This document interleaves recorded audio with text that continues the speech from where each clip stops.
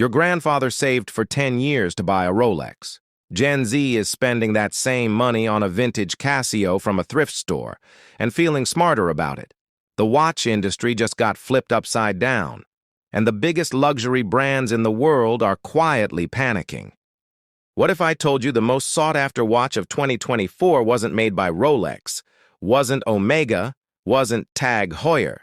It was a $30 Casio, flipping for $400 on StockX. Same watch your dad ignored in the 90s. Now Gen Z is hunting it like a sneaker drop.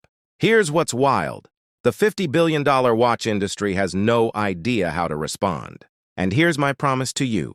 By the end of this video, you will never look at a cheap watch the same way again. Because what's happening right now isn't just a trend. It's a complete rewrite of what a watch is even supposed to mean. For decades, the formula was simple. Work hard, make money, buy a Rolex, and everyone around you knows it. The watch was a trophy, a signal. It said, I made it. Gen Z looked at that formula and said, no thanks. Not because they can't afford it, because they genuinely don't want it. Think about it this way. This is the first generation that grew up watching influencers fake their entire lifestyle online. Fake watches, fake trips, fake apartments. They developed a finely tuned radar for anything that feels performative. So when they see a $60,000 watch on someone's wrist, it doesn't read as success. It reads as, I need you to think I'm successful. And to Gen Z, that distinction matters more than anything.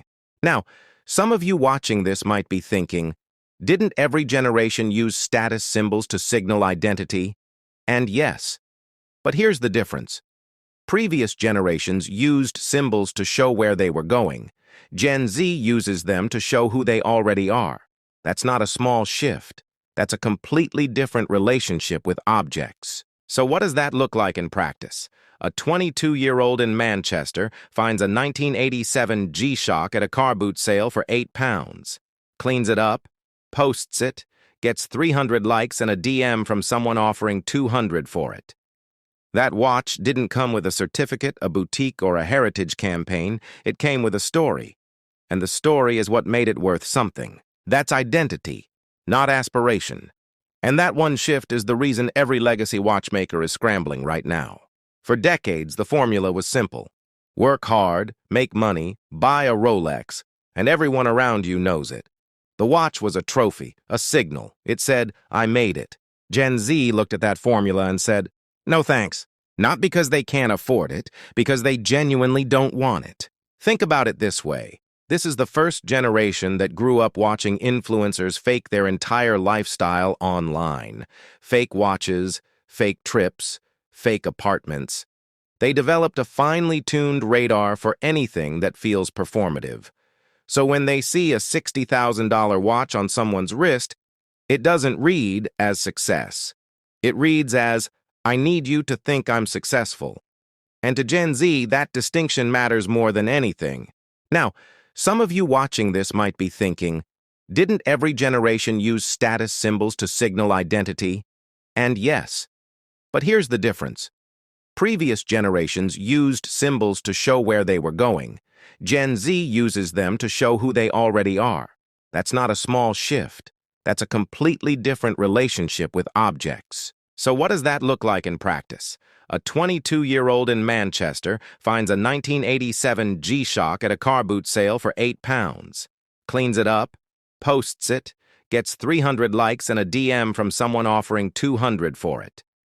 That watch didn't come with a certificate, a boutique, or a heritage campaign. It came with a story. And the story is what made it worth something. That's identity, not aspiration. And that one shift is the reason every legacy watchmaker is scrambling right now. So how exactly are they doing it? Because underneath all of this, three specific trends are rewiring the entire industry, and they work together. Trend 1, pre-owned, is the new. The first trend is sustainability. And I don't mean that in a vague, feel-good way. I mean the financial logic is as airtight as the values logic. A brand new luxury watch loses between 20 and 30% of its value the moment you walk out of the boutique. Not if it falls, not if it gets scratched. The second you buy it. A well-chosen vintage piece, on the other hand, holds value. Sometimes it grows significantly. Gen Z figured this out and ran with it. Watchfinder started as a small UK-based pre-owned platform, grew so fast, so consistently, that Richemont, one of the most powerful luxury groups in the world, had to acquire it. Because even the old guard had to admit, the future of watch retail might not involve new watches at all. But here's the part that really gets me. The same buyer who is hunting a vintage Seiko SKX on Chrono 24 for 3 months isn't doing it because they can't afford new. They're doing it because the search, the find, the story, that's the experience.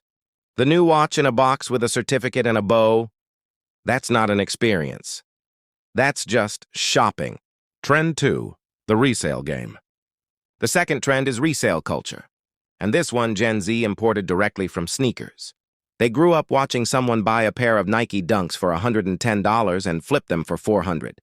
They learned early, the right purchase isn't just a purchase, it's a position, a move. And now they're applying that exact same logic to watches.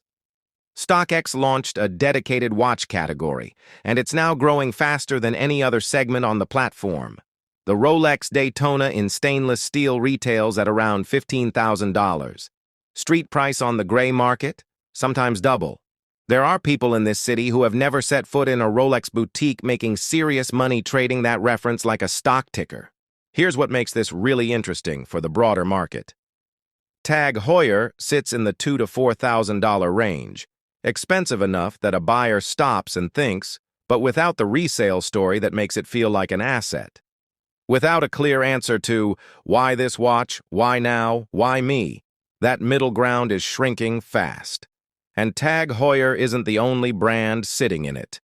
Watches became an asset class. Gen Z didn't just join that game, and they made it the mainstream conversation. Trend 3, drop culture meets the watch world. The third trend is the one that has traditional watchmakers the most confused, and honestly, the most frightened. Limited drops, brand collaborations, hype mechanics borrowed straight from streetwear and applied to an industry that has operated on annual collections and print magazine ads for 100 years.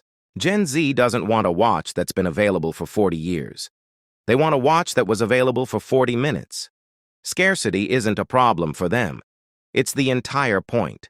It creates community. It creates conversation.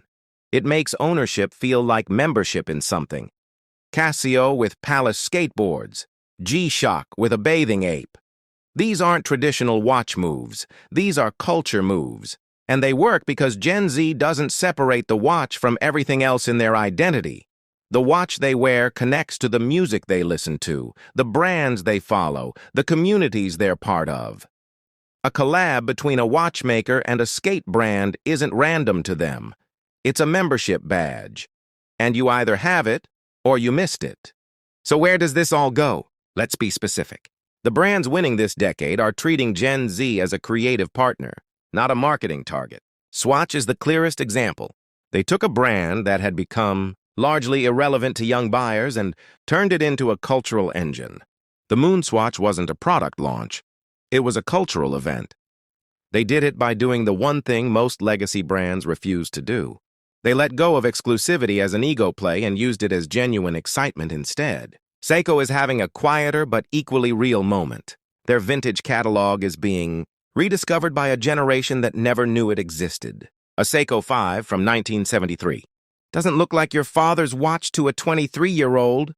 It looks like something no one else has. Seiko leaned into that by reissuing iconic references at accessible price points. They didn't try to become luxury. They became essential. The brands that will struggle are the ones still betting their name alone is enough. TAG Heuer is the honest example here, sitting in that $2,000 to $5,000 range. Expensive enough to require real consideration, but without the heritage pull of Rolex or the cult following of Seiko. Without a clear answer. To why this watch, why now, why you, that middle ground is shrinking and it is not coming back. 5 years from now, pre-owned overtakes new in total volume, not just growth rate, but actual units. Collab drops become the primary launch strategy for any brand trying to reach buyers under 30. And the definition? of luxury quietly but permanently. Shifts. It's no longer just about the movement inside the case or the heritage behind the name. It's about the story, the scarcity, and the community around it. The watch industry isn't dying, but the version of it that existed for the last 50 years, that's already gone. I want to be honest with you here because I think this part matters. I used to think I wanted a Rolex. I had it planned out. The Submariner, the black dial, the oyster bracelet. I knew exactly which one. And a few years ago, while I was still working toward that, I walked into a vintage market and found a 1969 Seiko 6139, the first automatic chronograph ever made, for $60. I bought it on instinct. I've been more attached to that watch than any new piece I've ever owned. Not because of what it cost, because of what it is. That experience is the reason I find this moment in the watch world so genuinely exciting. For the first time, the industry isn't a club you have to spend your way into. It's a conversation, and curiosity is the price of admission. Do I think Rolex is finished? No. A Patek Philippe or a Rolex Daytona will always carry power, because the craft behind them is real, and real craft doesn't go out of style. But the brands that survive the next 20 years won't be the ones with the longest history. They'll be the ones with the most honest story. And right now, a $60 Seiko from 1969 is telling a more honest story than most watches that cost 100 times as much. Now I want to hear where you stand. Drop a comment and tell me. Would you spend 50,000 rupees on a vintage Casio with the right story behind it, or a brand new smartwatch straight out of the box? No wrong answer. I want to know what you actually think. If this video made you look at your watch differently, or made you want to start looking, hit subscribe. We're going deep on a lot more topics like this. And if you know someone who still thinks a Rolex is the only watch worth owning, send them this video. It might be time to have that conversation. I'll see you in the next one.